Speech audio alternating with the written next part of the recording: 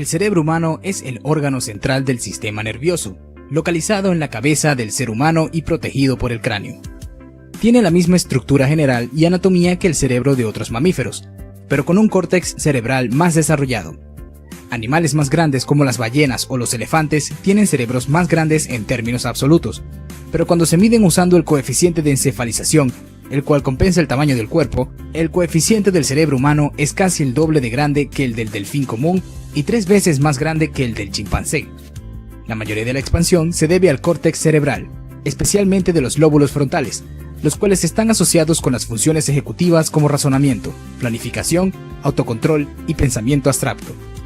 En este video exploraremos el cerebro, sus funciones, partes y características de las mismas. Mira hasta el final del video y aprende sobre lo mucho que se diferencia nuestro cerebro del de los demás seres vivos.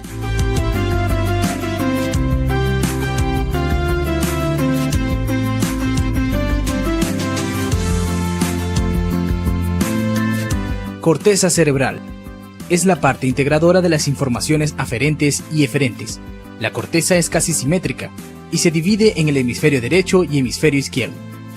Convencionalmente los científicos la han dividido en 4 lóbulos: frontal, parietal, occipital y temporal. Las diferentes áreas de la corteza cerebral se encuentran involucradas en distintas funciones comportamentales y cognitivas. Lóbulo frontal. El lóbulo frontal es uno de los 4 lóbulos del hemisferio cerebral. Este lóbulo controla varias funciones como la resolución de problemas, pensamiento creativo, juicio, intelecto, atención, comportamiento, reacciones físicas, pensamiento abstracto, movimientos coordinados, músculos coordinados y personalidad. El lóbulo parietal. Este lóbulo se centra en el movimiento, cálculo, orientación y ciertos tipos de reconocimiento. En el lóbulo parietal se pueden encontrar el córtex motor, que permite que el cerebro controle el movimiento del cuerpo, y el córtex sensorial, que recibe información desde la médula espinal sobre la posición de varias partes del cuerpo y cómo se mueven. El lóbulo temporal. Controla la memoria visual, auditiva y comprensión del habla. Incluye áreas que ayudan a controlar capacidades de habla y escucha, comportamiento y lenguaje. El lóbulo occipital. Se encuentra en la parte posterior de la cabeza y controla la visión. Cuerpo estriado. Está ubicado en las partes de los hemisferios cerebrales y en él se encuentran los centros de correlación y coordinación que regulan el ritmo de los movimientos y expresiones faciales durante la comunicación. Sistema límbico. Está relacionado con la memoria, atención, instintos sexuales, emociones, por ejemplo placer, miedo o agresividad, la personalidad y la conducta. El sistema límbico incluye el hipotálamo, que controla el humor, temperatura, hambre y la sed, la amígdala, que permite dar una respuesta ante las emociones, miedos o recuerdos, el hipocampo. Sus funciones principales son aprendizaje y la memoria, específicamente para convertir la memoria a corto plazo en la memoria a largo plazo. Existe también el tálamo, un centro de relevo que controla la atención por el que pasan estímulos aferentes que llegan a la conciencia. El tronco del encéfalo. Todas las funciones vitales para la vida se originan en el tronco del encéfalo, incluyendo presión sanguínea, respiración y latido del corazón. Cerebelo. El cerebelo también se conoce como el pequeño cerebro y se considera la parte más antigua del cerebro en la escala evolutiva. El cerebelo controla funciones corporales esenciales como la postura, coordinación o equilibrio, permitiendo que los humanos se muevan correctamente. Funciones principales del cerebro. Su función principal es mantener vivo al organismo para que interactúe con el entorno. Todo lo que el ser humano piensa, siente y hace tiene que ver con funciones específicas del cerebro.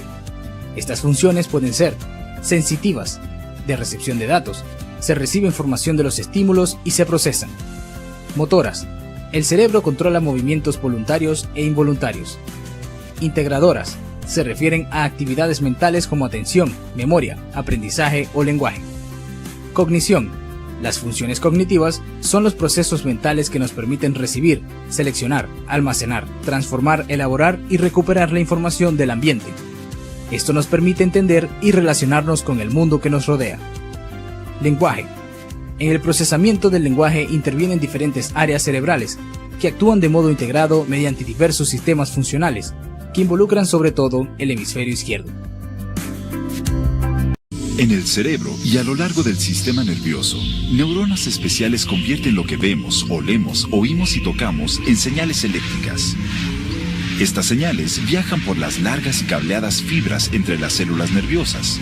Las fibras son la red de comunicación del sistema nervioso. En la punta de cada fibra hay sacos redondos que contienen sustancias químicas llamadas neurotransmisores. Los sacos descansan a un lado del pequeño espacio, 50 veces menor que 1 milímetro. Llamado la sinapsis, separa a una neurona de la siguiente. Los neurotransmisores son la forma en que las células se comunican a través de este espacio.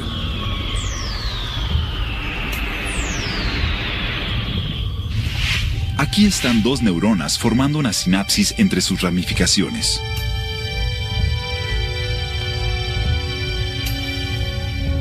Si mira con atención, en la terminación de la neurona superior, verá los sacos de los neurotransmisores.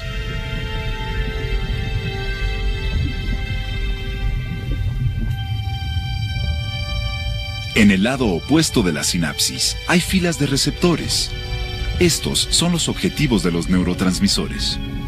Cuando la señal eléctrica en una neurona llega al final de su línea, pone a los sacos de sustancias químicas en acción. Los sacos activados se rompen y bombardean a la neurona vecina con sus moléculas. Las moléculas se embonan en receptores semejantes a un tulipán en la neurona vecina. Entonces los receptores se abren y permiten el paso de partículas cargadas llamadas iones. Estos iones inician una nueva corriente eléctrica débil en la neurona receptora. En el hipocampo, de acuerdo a la teoría más aceptada, el bombardeo sucesivo de neurotransmisores fortalece esta señal débil. La estimulación repetida abre este receptor, el cual permite la entrada de un flujo de iones de calcio. Los iones de calcio activan enzimas como esta, mostrada en morado.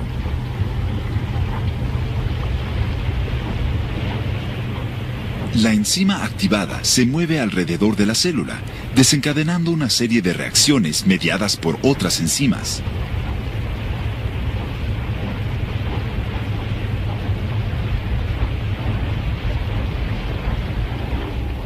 Las enzimas se comportan como un equipo especial de construcción, cambiando la estructura de los receptores.